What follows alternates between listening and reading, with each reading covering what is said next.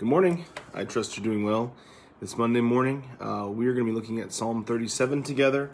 And I'll remind you that one of the major themes of the Psalms, the entire book of the Psalms, is a contrast. Actually, it's a main theme of the wisdom literature as a whole, is a contrast between the righteous and the wicked, and the way of the righteous and the result of the way of the righteous, and the way of the wicked and the result of the way of the wicked.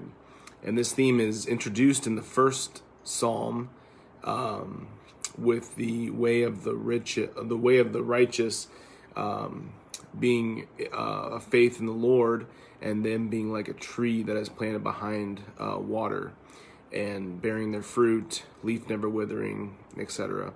And the way of the wicked being like chaff, and the wind blows away. So this is a major theme in all of the wisdom literature, but especially in the Psalms. And it's a theme that is exclusively, or is talked about exclusively in Psalm 37 here. So this is an important psalm when it comes to developing this theme. David is really just going to go back and forth, comparing and contrasting the way of the wicked and the way of the righteous, and the results of both of those ways. There is a possibility that the book of James relies on this psalm in developing his theology, or in pastoring his people from afar on their dealings with the rich, and with the rich oppressing them, and the rich keeping back their wages. And it's possible that James is referring to this psalm frequently as he develops that theology. So it's an important psalm, and I'm excited to look at it with you guys this morning. So Psalm 37 verse 1 of David, of course. Fret not yourself because of evildoers, be not envious of wrongdoers, for they will soon fade like the grass and wither like the green herb. So that language there, James uses that language frequently in his book, and it's a stark reminder that without the Lord, our time is numbered, our time is short, and even though someone may be doing well in this earth, if they're not following the Lord, they will soon wither like the grass. They will soon pass away. And it's important to keep your priorities straight because of these verses. Instead of walking in evil or walking in wrongdoing, verse 3, trust in the Lord and do good, dwell in the land and befriend faithfulness. Delight yourself in the Lord, and he will give you the desires of your heart. This is the way of the righteous, the way of faith. Commit your way to the Lord, trust in him, and he will act. He will bring forth your righteousness as the light, and your justice as the noonday.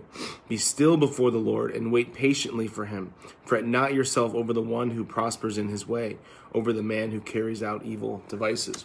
So this is especially pertinent to David's situation, right? He was crowned king, and Saul was refusing to give him any sort of recognition of that. And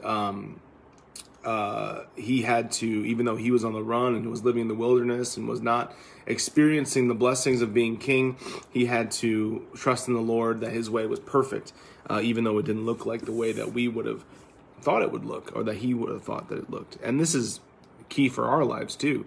As children of the Lord, as children of God, as the righteous in the land, sometimes we can be persecuted, or sometimes things can happen to us, like sickness and problems and financial issues and things like that. And we have to remember that God uses all of those things to bring about righteousness in our lives, even if we wouldn't think that is how it would come. And that's a big theme in the book of James too, to count it joy when you face trials, because it's through the facing of the trials that you are made perfect and complete, lacking in nothing. That's James chapter 1. Refrain from anger and forsake wrath. This is a way that you can respond to difficult situations instead of with faith. Fret not yourself, it tends only to evil. For the evildoer shall be cut off, but those who wait for the Lord shall inherit the land. That idea of waiting is a faithful waiting, is a expectant waiting. In just a little while, the wicked will be no more. Though you look carefully at his place, he will not be there. But the meek shall inherit the land and delight themselves in abundant peace. The wicked plots against the righteous and gnashes his teeth at him. But the Lord laughs at the wicked, for he sees that his day is coming. The wicked draw the sword and bend their bows to bring down the poor and the needy, to slay those whose way is upright.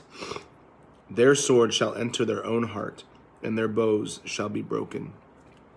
Better is the little that the righteous has than the abundance of many wicked. For the arms of the wicked shall be broken, but the Lord upholds the righteous. So you have this back and forth contrast between the way of the wicked, the way of the righteous, how the way of the wicked leads to destruction, but God keeps the way of the righteous. God keeps the way of the one who walks in faith. Verse 18, the Lord knows the days of the blameless, and their heritage will remain forever. They are not put to shame. They are not put to shame in evil times. In the days of famine they shall have abundance. But the wicked shall perish. The enemies of the Lord are like the glory of the pastures. They vanish like smoke. They vanish away. It's another big idea in James, right? Like vapor. The wicked borrows but does not pay back, but the righteous is generous and gives. For those blessed by the Lord shall inherit the land, but those cursed by him shall be cut off.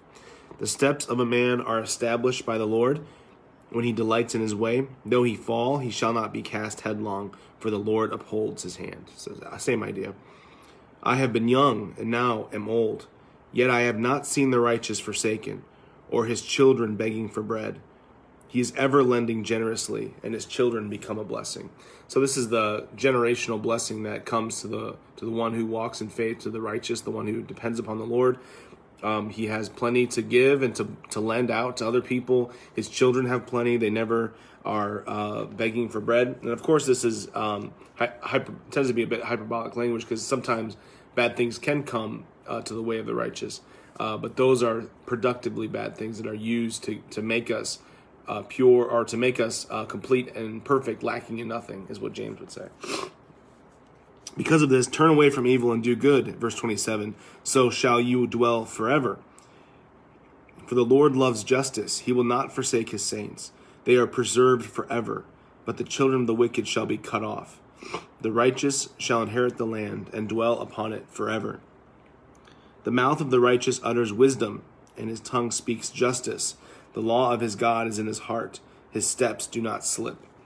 The wicked watches for the righteous and seeks to put him to death. The Lord will not abandon him to his power, or let him be condemned when he is brought to trial. Wait for the Lord and keep his way, and he will exalt you to inherit the land. You will look on when the wicked are cut off.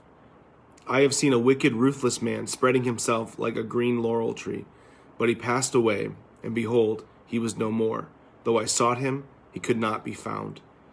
Mark the blameless, and behold the upright, for there is a future for the man of peace. But transgressors shall be altogether destroyed. The future of the wicked shall be cut off. So this is just a continuation of the contrast between the way of the righteous, the way of the wicked, and the ends of both of those ways. And it's just a stark reminder that though things might not be going for us well, in this moment we know that our future is secured. And it kind of goes back to the idea that we talked about yesterday, where we can't look at the way that things are right now and allow that to affect our hope. We have to look at the way things are going to be and let that drive our hope and motivate us. And that's the driving force of the last two verses. The salvation of the righteous is from the Lord. He is their stronghold in time of trouble. The Lord helps them and delivers them. He delivers them from the wicked and saves them because they take refuge in him. So there's so many ways that we could apply this, but I think we just have to just keep in mind and remind ourselves that though we are surrounded with things that we could put our hope in, though we are surrounded by things that we can put our faith in and continue to rest in, we have to remember that the only source that will keep us for sure, that will keep us from falling, that will keep us through anything is God. And he is our stronghold, he is our tower, he is our deliverer, and he is our refuge in times of trouble. And we can look around and see people putting their faith in other things, and we can see how that ends up breaking down for them. but know that we rest secured when we are sitting with God and taking refuge in Him. So I hope you are taking refuge in Him.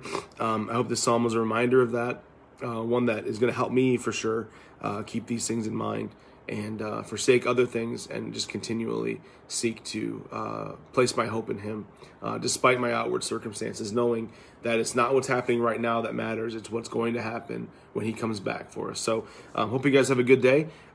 We will be going, I'm going to be going live tomorrow morning and not Wednesday morning. I'm helping somebody move on Wednesday. So we're going to go live on Tuesday morning instead. And we'll be looking at Psalm 38 together tomorrow morning. So looking forward to that, and we will see you guys then.